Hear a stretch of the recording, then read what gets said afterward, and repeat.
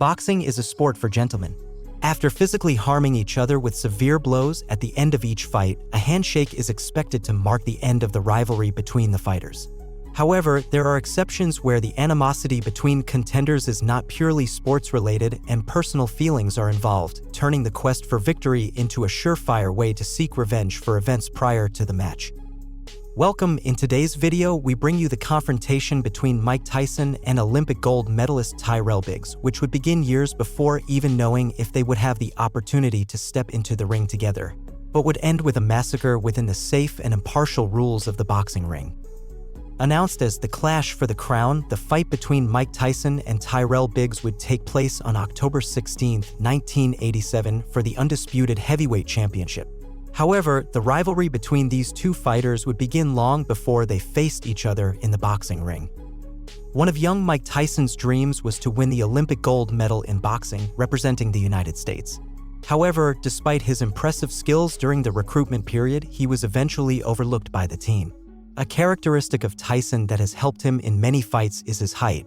Being slightly shorter than average, the Olympic team decided not to take any chances and added another boxer to their ranks, Tyrell Biggs. With his dream shattered, Mike still wanted to show his unconditional support to the team, so in 1984, he approached them to chat as fellow athletes in the discipline. Suddenly, a lady would approach the group of fighters and wish them good luck on their journey, to which Biggs would respond, laughing and sarcastically, that he didn't know about him, Tyson, because he wouldn't be boarding the plane with them.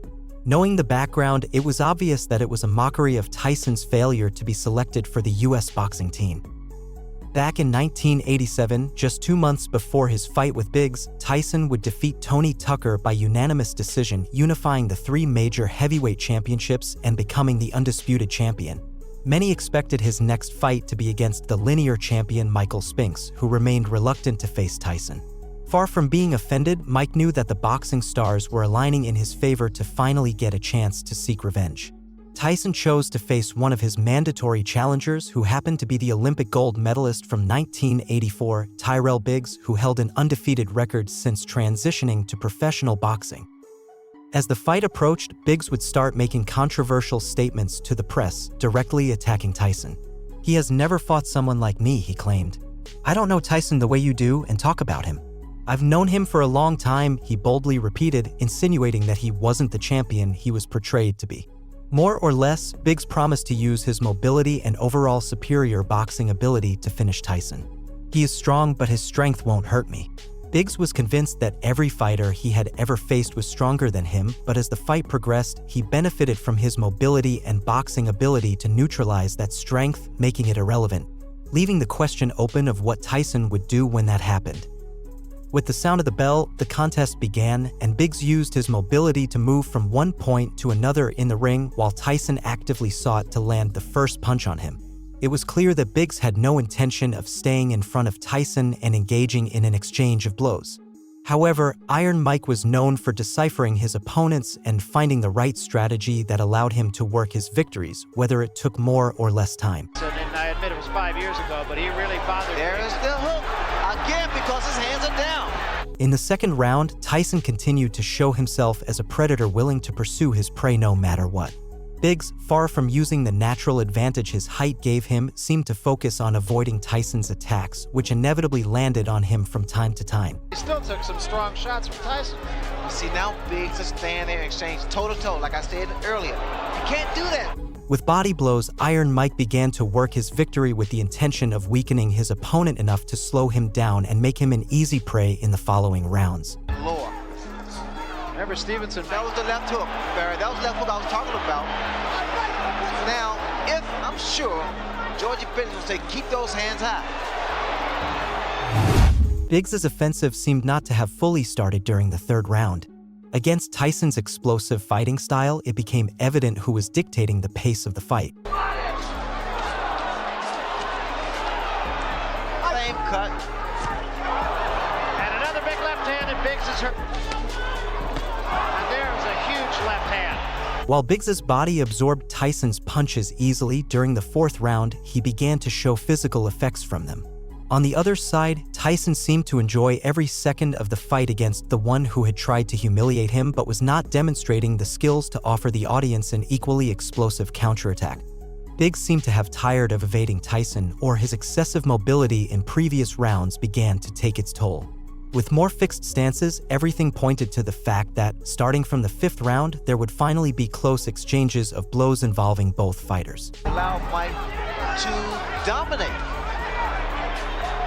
to break that rhythm and stop the momentum of Mike Tyson. Biggs' strategy had definitely changed for the 6th round.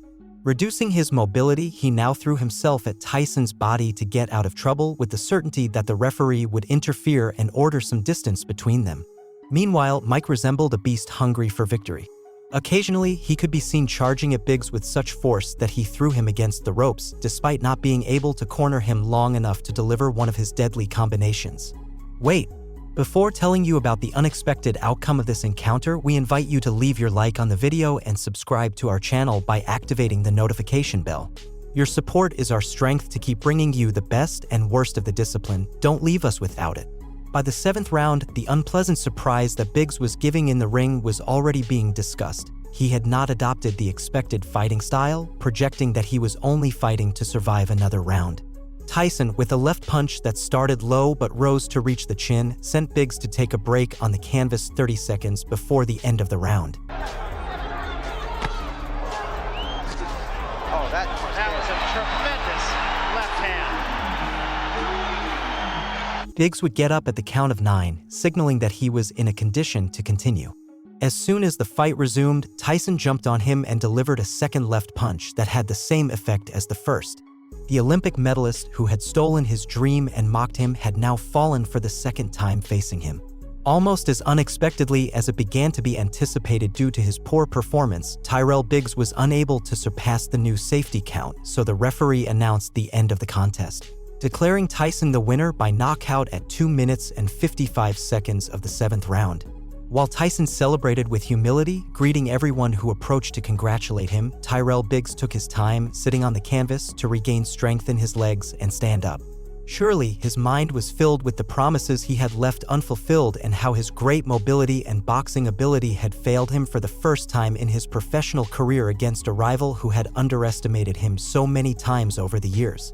Tyson's record rose to 32 victories, with 28 of them by knockout, and surely, up to that point, this would be the addition that would give him the greatest pleasure in his professional career. After Biggs, Tyson would continue his winning streak, defeating his 2 subsequent opponents without much complication, knocking out former champion Larry Holmes in the 4th round and Tony Tubbs during the 2nd round. Wondering what happened to Michael Spinks? His path ended and he couldn't keep running. After facing Tyson, he was knocked out just 91 seconds into the 1st round. Ahead of Mike Spinks. It's Tyson all the way here in round number 1. I think really heavy landing yet, but he's taking him. The uppercut, body shot, down. Here comes Mike Spinks in. He leaves the right hand. Down he goes. On the contrary, Biggs would be knocked out by his next 2 opponents, which surely amused Tyson after enduring the scrutiny organized by the media about his skills. Now that you know the outcome of this encounter, do you think Biggs would have had a chance to defeat the Beast, Iron Mike, if he had shown a more aggressive offensive? We read your comments.